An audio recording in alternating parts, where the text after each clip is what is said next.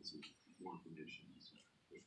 We understand that the news conference is expected to start about 2 o'clock this afternoon, so still some time before we're going to be able to get much more in terms of details. We're hoping that they will start to officially release some of this information because people are desperate to know what happened. If there were 5 people, we are told there were 5 people in this helicopter, including Kobe Bryant.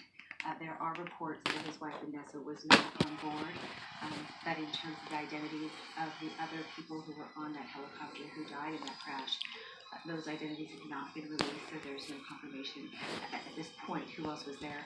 We do know that there were many eyewitnesses in that area. People saw what was going on, and we also know from our time on the KTLA Weekend Morning News this morning that the first responders were there very, very quickly, and I was surprised at how many emergency vehicles were lined up. There was a small brush fire that was sparked by this helicopter crash, but there was a tremendous amount of first responders, the presence that we saw, and I don't know. That's terrible. Who was on board or not, but they were on scene very quickly. He was in his Sikorsky S-76 chopper, a Sikorsky S-76 chopper. We do want to speak with someone who says that they saw the helicopter go down this morning. Her name is Jill Bailey. Jill is joining us now over the phone. Jill, can you hear me? I can hear you. So can you tell us where it is that you were standing? What did you see? Tell us what happened, please. I was actually traveling northbound on the 101, and I noticed a white helicopter, and it appeared to be doing a soft landing. And I watched it because it wasn't a law enforcement helicopter, so I was kind of puzzled why it would be landing in the hills. So I didn't notice it was slow, it seemed stable, and it seemed like it was just doing a slow landing. And I watched it, and I just kept watching it, and then all of a sudden it disappeared. And apparently, I don't know if it hit a hill and rolled, or I'm not sure what exactly happened. Was there something that caused you to look up? Did you hear a noise? Is there anything that caused you to realize that there was some sort of trouble? Well, it was flying very low, and you could tell that it was going to land, and so it caught my eye, and also the fact that it wasn't a law enforcement helicopter. I was puzzled why it would be landing in that area. What were the weather conditions like? It's been foggy this weekend. Was it foggy at the time? It was overcast. And I'm imagining you're someone who lives in the area, or at least in California. Can you just talk on a personal note? I'm assuming you've never met Kobe Bryant before, but you certainly know who he is. What was your reaction when you found out that one of the 5 victims in that fatal crash was one of the greatest basketball players ever? I'm in shock.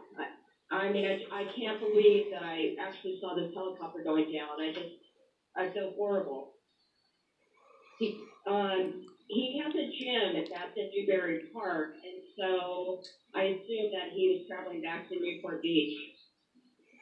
Can you talk about anybody else that was in that vicinity? Did you see? We mentioned before that there was a huge response by first responders on scene very, very quickly. What was going on where you were? Were other people talking about it? Were people trying to get to the scene? Can you describe the situation? Actually, I didn't see the accident. I kept driving, so I wasn't there. I found out about an hour later that it was Kobe Bryant and that the helicopter had actually crashed. Well, Jill, we appreciate you being willing to talk with us and let us know what you saw.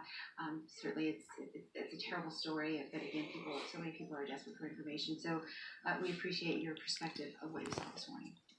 You know, we get opportunities in this job to cover amazing things at the Staples Center. And I remember speaking with Lee Zeidman.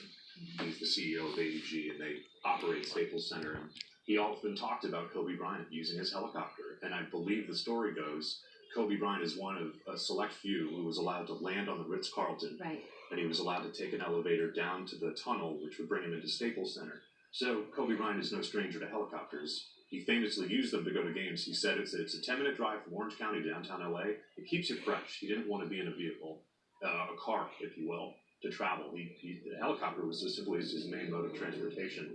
So there's so many questions. He was obviously comfortable doing this. So the big concern, the big question we have is what caused this helicopter to go down, and also the big question we have is who are the other 4 people on board, because that is going to be a big part of the investigation as well.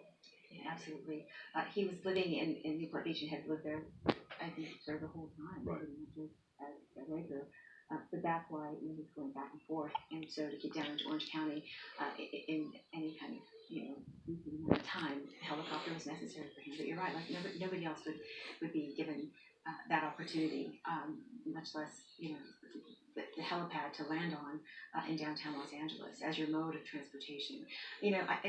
I'm struck by, as I'm looking through some of the articles that are being written, all the things to talk about, not just, his 20-year career with the Lakers, his 5-time NBA championships, being considered one of the greatest NBA players of all time, talking about him winning an Oscar, being an Oscar winner, talking about his entrepreneurial spirit and how he was such a savvy businessman, talking about how he got married at such a young age, and so many people saying, oh, like it's too young, don't do it. Having 4 children, 4 little girls.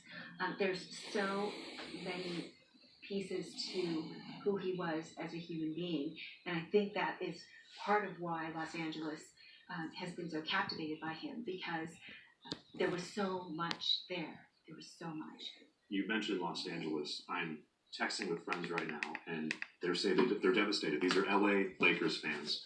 And when you think about one team in this city, there's one team I think that stands out more than the rest, and it's going to be the Lakers. So one can only imagine the pain going through Lakers Nation at this hour. And Darren was talking about it. It was the report we had this morning during our news broadcast. Kobe Bryant's record for, I believe it was 3rd most points scored in the NBA, was just surpassed last night by LeBron James. And I do believe the two shared some sort of a moment. So we're going to continue to stand by and await reaction. We do know social media, so many stars are reacting to just this awful news. And we're sort of at a loss of words. Do you remember the first run that they had, the first three-peat, and just how vibrant the city was? I remember coming out here, I believe at one point they played Reggie Miller during one of those three-peats, and that was when the city was alive. And then Kobe brought it back. Remember, they lost Shaq, and they had to rebuild the team from scratch, and he was able to bring 2 more championships back to the city. So it's the heart and soul. A devastating loss. You were talking about yesterday with LeBron James. The Lakers forward LeBron James, he passed him for 3rd place on the NBA's all-time scoring list. And we were told, I'm reading an article here saying that as late as 10:39 on Saturday night, Kobe Bryant was still active on social media. So that's something that he's always trying to stay connected. And so he was very active on social media and making sure that people knew what was going on with him. One of his sneakers that LeBron James had said Mamba for Life. He wrote it, and it was inscribed Mamba for Life. So even some of the best players in the NBA had one person that they looked up to, one person that they kept with them, whether it be his name in their sneakers or, whatever it was, they had something of Kobe Bryant when they get on that court. When you talk about the accomplishments that he made, he was such an impressive man, fluent in English, he was fluent in Italian, he lived in Italy. I believe that's where he played a lot of his basketball. That's why he got so good. And it's that Mamba mentality. He was such a hard worker. And he was a hard worker on the basketball court. He was a hard worker off the basketball court as he furthered his life into retirement, whether it was investing, whether it was writing movie scripts, as we mentioned. He is an Oscar winner, a long list of accolades that we can certainly talk about. We want to go to Christine Michelli. We're going to stay trying to be connected with her because she has something to add to this. She's our 10 p.m. executive producer. We're going to talk to her in a second. But Mark, I want to read something to you. We're just talking about LeBron James and the connection that all these other players, these amazing players, have to Kobe Bryant. And this is something that he had said. This is a quote from him. It's another guy that I looked up to when I was in grade school and high school. Seeing him straight out of high school, he is someone that I used as inspiration. It was like, wow, seeing a kid 17 years old come into the NBA and trying to make an impact on a franchise. I used it as motivation. He helped me before he even knew me because of what he was able to do. So just to be able to, at this point in my career, to share the same jersey that he wore, be with his historical franchise, and just represent the purple and gold, it's very humbling, and, quote, it's dope. So I think that we're going to hear a lot of quotes from a lot of people, and it's the people who knew him in the best way that really know exactly what this loss is all about. Let's go live now to Christine Michelli. She's on the phone with us. Christine, are you in that area? Did you see anything? Did you hear anything? Yeah, I'm right here standing across the street. I can see the white smoke coming from the crash scene, and it looks like there might be flames still. I can't tell. It's up on the hill. And I normally hike in that area, so I'm really familiar with it.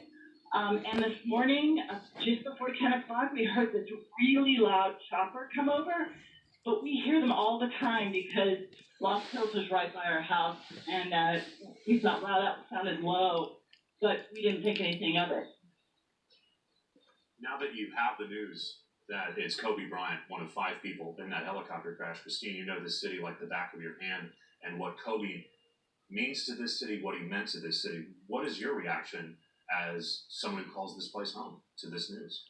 I'm stunned. I'm used to hearing about car crashes on Las Virgenes and the Malibu area, but this is just unbelievable. I don't think I've really processed it at this point. I mean, as a news producer, Christine, you have done countless stories on the Lakers and countless stories on Kobe Bryant. So it really does feel like we knew him. Oh, totally. And for it to happen so close to my house, I mean, I'm literally a block from where this happened. And I just can't believe it. I mean, no matter who it is that dies in these things, it's terrible. But to know that an LA icon was on the chopper is just shocking. Can you tell us since you're there, Christine, can you tell us what are people doing? Can you set the scene for us? What's it like right where you are? There is a huge traffic jam here. People are arriving on foot. The sheriff's department is kicking everybody out, but people are finding ways around here. I'm in the church parking lot, which is right across the street it's the Church of the Canyon, and it's right across the street from the crash scene. You can see the smoke, you can see the rest of you guys on foot going in, you can see the whole thing, but everybody is just stunned and they can't believe it, and they keep asking, is it true, over and over again, and nobody wants to believe it. All right. Christine Michelli is our